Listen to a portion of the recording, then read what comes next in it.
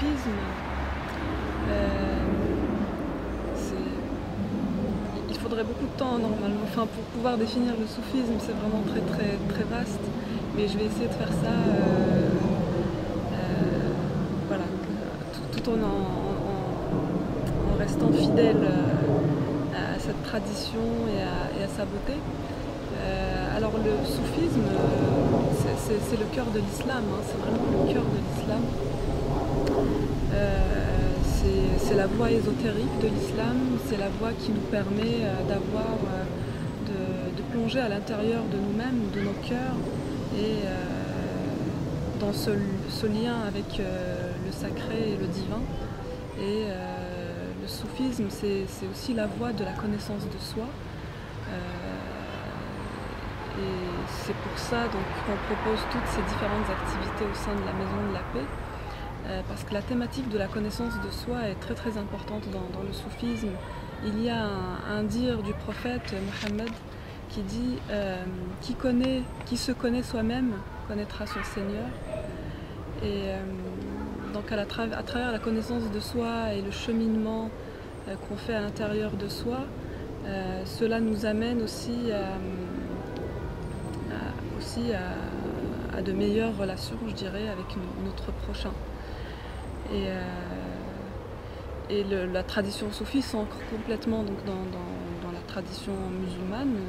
Alors souvent on fait la distinction, certains font la distinction entre l'islam et le soufisme, mais le soufisme c'est l'islam tout simplement. Alors les autres courants ou les autres écoles sont beaucoup plus axées sur ce qui est exotérique dans la tradition musulmane, c'est-à-dire le rituel, les 5 piliers de l'islam, la prière, la shahada, la profession de foi, l'aumône, et puis le hajj, le pèlerinage à la Mecque. Mais en réalité, tout ça, en fait, tous ces rituels ne sont qu'une expression. En fait, ce qui est exotérique ou à l'extérieur, hein, ce qu'on voit, en fait, on peut faire le lien aussi avec les noms divins Al-Batin ou Al-Zahir, qui est l'intérieur et l'extérieur. Ce sont dans la tradition musulmane deux noms ou deux qualités divines. Donc il y a toujours ce lien. Vraiment dans le soufisme, ce qui est important, c'est vraiment toujours de faire ce lien entre ce qui est intérieur et extérieur, parce que l'extérieur n'est qu'une expression de notre intériorité. D'où l'importance de faire ce travail sur nous-mêmes, et c'est la raison pour laquelle on propose donc toutes ces activités qui peuvent nous permettre de trouver la paix à l'intérieur de soi-même, pour chacun. Voilà. Encore une fois, je reviens à ce que je disais tout à l'heure, notre extériorité n'est qu'une expression de notre intériorité. Donc notre corps, d'ailleurs certaines maladies, c'est connu aujourd'hui hein, dans la science d'aujourd'hui, dans la psychologie, la psychiatrie, que certaines maladies se manifestent parce que on a des problèmes psychologiques, parce qu'à l'intérieur de nous-mêmes, nous ne sommes pas bien.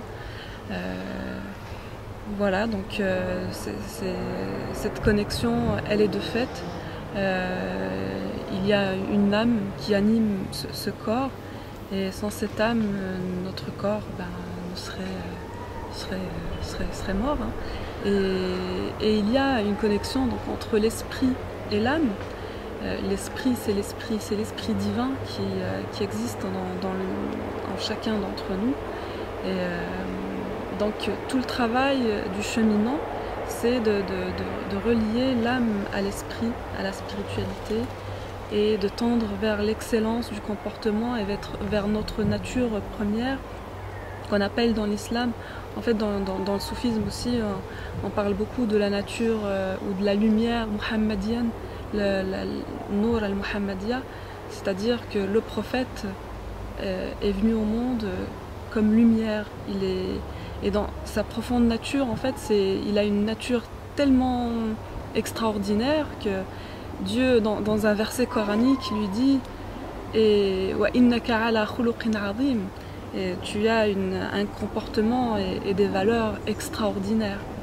Et en fait, tout le travail du cheminant, c'est de tendre vers cette excellence et cette lumière qui se trouve dans chacun d'entre nous. Parce qu'en réalité, le prophète est un modèle pour chacun d'entre nous. Et il y a au fond de chaque être humain, quelque part, on est tous des descendants d'Adam. Et Adam est un prophète dans la tradition musulmane. Et nous portons chacun, nous portons cette sensibilité ou ce prophète en devenir à l'intérieur de nous-mêmes. Donc, et la connexion entre ces différentes dimensions de l'être humain et trouver l'harmonie entre ces différentes dimensions de l'être humain, c'est vraiment ce qui nous porte vers l'excellence et la paix et la lumière. Pour moi, le corps aussi, il représente notre incarnation. Donc, c'est important il est essentiel pour qu'on puisse accomplir notre rôle d'être humain ici sur Terre, donc de relier terre et ciel, de relier le divin et le matériel de cette vie d'être humain sur Terre. Donc le travail avec le corps dans la spiritualité est essentiel et il est beaucoup employé dans le soufisme. Donc, notamment, moi je pratique la danse derviche tourneur, donc je suis bien placée pour en parler. Et c'est notre outil, c'est notre véhicule. Dans le bouddhisme, on parle de véhicule. C'est vraiment ça. Et avant de pouvoir atteindre ces états de grâce à travers la pratique de la danse derviche tourneur, il faut accorder le corps. Donc, comme un instrument de musique. Donc c'est un outil sacré qu'aujourd'hui, malheureusement, on ne considère pas toujours comme ça. Que ça soit dans les religions ou en dehors des religions, on n'en prenne pas toujours bien soin. Donc nous aussi, l'alimentation est importante, évidemment l'hygiène intérieure, extérieure du corps aussi. C'est un élément important.